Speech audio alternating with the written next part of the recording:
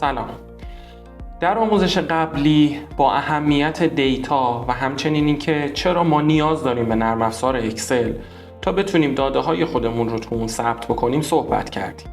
در پایان اون آموزش خدمتتون گفتم که چند تا کار هست که شما میتونید اونها رو انجام بدین تا بتونید یه دیتابیس خیلی قشنگ و منسجم توی نرم افزار اکسل داشته باشین و بتونید به راحتی اون رو تبدیل به داشبورد بکنید.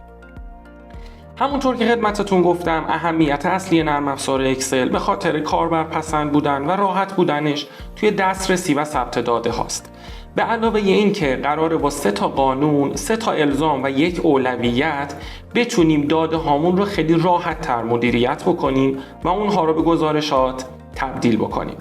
کارمون رو با یه مثال شروع میکنیم. آمار فروش یک شرکت که توی ماه‌های مختلف سال و توی چند سال ثبت شده و همونطور که میبینید این جدول فوق‌العاده راحتی دسترسی به دیتاها داره. خیلی راحت یوزر میتونه اونها رو بخونه، ولی برای ما و تبدیل شدنش به داشبورد مشکلاتی رو ایجاد میکنه و این دقیقاً نقطه‌ای هست که ما میخوایم به نرم افزار اکسل کاملاً متفاوت نگاه کنیم. قانون شماره 1. 2 تا جدول رو شما میبینید که گزارش توناژ تولیدی یک سازمان هست. همونطور که میبینید عددهای شما دقیقاً توی 2 تا جدول یکسانه. اولین قانونی که ما باید رعایت بکنیم اینه که هیچ وقت توی دیتابیس هامون داده هامون رو به صورت ماتریسی ثبت نمی کنیم. یعنی جدول سمت راست یک جدول با فرمت اشتباه هست.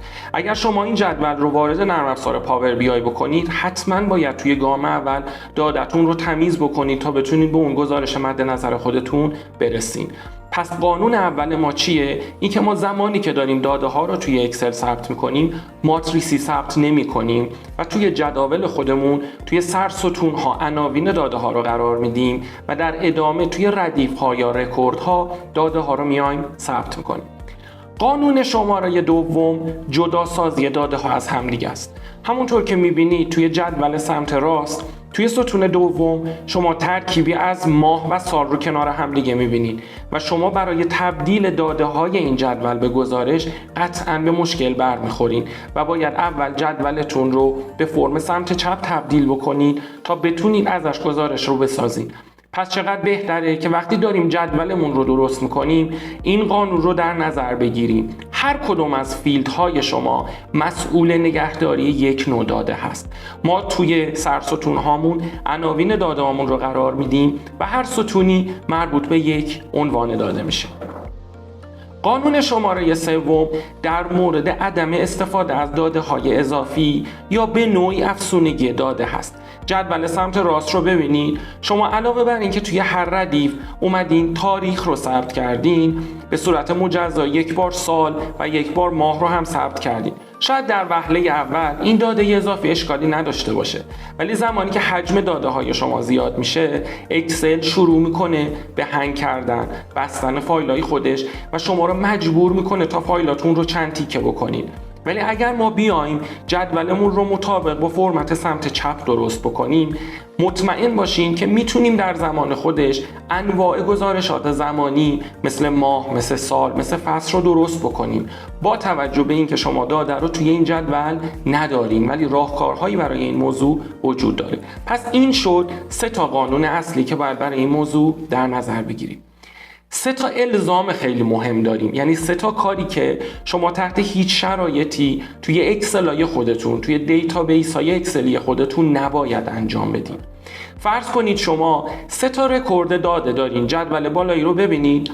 ما هیچ وقت نمیایم داده هامون رو با هم دیگه مرج بکنیم. مرج کردن دیتا یه کار بسیار اشتباهه و پاور بی آی با این موضوع مشکل جدی داره و شما رو مجبور میکنه تا داده هاتون رو تمیز بکنید. موضوع دوم که به مراتب از اولی شاید بدتر باشه، این که شما توی یک سلول اکسلتون بیش از یک دیتا ثبت بکنید. شاید ما موضوع اول رو بتونیم به نحوی درستش بکنیم، ولی موضوع دوم این راحتی ها درست شدنی نیست. و موضوع سوم استفاده از کامنت توی دیتابیس ها هست. کامنت رو دوستان ما نمیتونیم توی داشبوردمون برگردونیم. اصلا نوشتن دیتا به صورت کامنت یه فرم و یه فرمت کاملا اشتباه هست. اگر دیتایی رو بهش نیاز دارین اصلا نباید در قالب کامنت نوشته شده باشه. ما باید توی ردیف هامون دیتامون رو ثبت بکنیم. پس 3 تا قانون، 3 تا الزام و در نهایت یک اولویت خیلی مهم در طراحی دیتابیس ها. نرم افزار اکسل ابزاری به نام تیبل داره که این ابزار به صورت تخصصی برای درست کردن دیتابیس قرار استفاده بشه.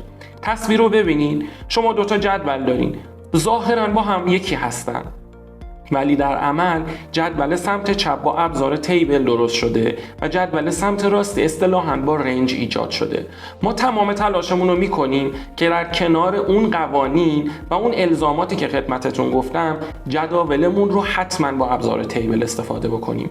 اینطوری در زمان ساخت گزارش میتونیم مانور بیشتری روی دیتا هامون بدیم و کارمون رو راحت تر جلو ببریم. امیدوارم که با این 2 تا آموزش تونسته باشم اهمیت دیتا و درست کردن یک دیتای صحیح رو توی نرم افزار اکسل خدمتتون توضیح بدم. سپاسگزارم.